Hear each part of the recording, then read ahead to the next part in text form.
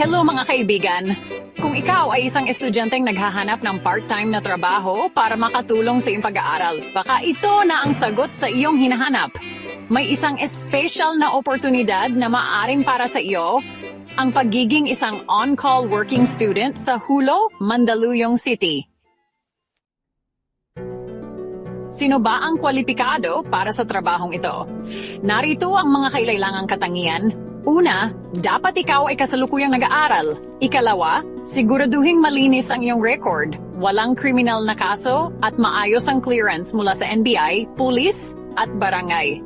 Pangatlo, kailangang malusog, masipag, at mapagkatiwalaan. Marunong ka rin dapat sa mga gawaing bahay tulad ng paglinis at pamamalengke. At syempre, dapat handang magtrabaho mula Lunes hanggang Sabado, alas 8 ng umaga hanggang alas 12 ng tanghali kapag kinakailangan. Ngayon, pag-usapan naman natin ang mga benepisyo ng trabahong ito.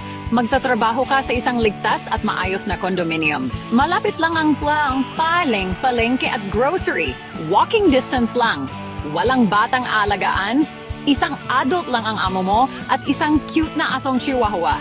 Ang paglalaba, napakadali. Ilalagay mo lang sa washing machine at tapos na tiklop na lang ang gagawin mo.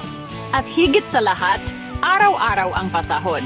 Isa pang mahalagang paalala, hindi po kami agency.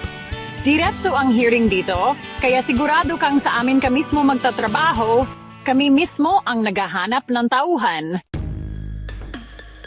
Kung interesado ka, napakadaling mag-apply. Bisitahin lamang ang website tinyurl.com/omjobs at piliin ang working student. May mga tanong, tumawag sa 091780788814 o magpadala ng mensahe sa fb.com/Brent of OMG. Huwag nang magatubili. Grab this opportunity and take your first step towards a brighter future. Salamat sa panonood at good luck sa inyong application. Huwag kalimutang i-like ang video na ito, i-share sa iba at mag-subscribe para sa mga karagdagang updates. Kita-kits sa susunod na video. Paalam!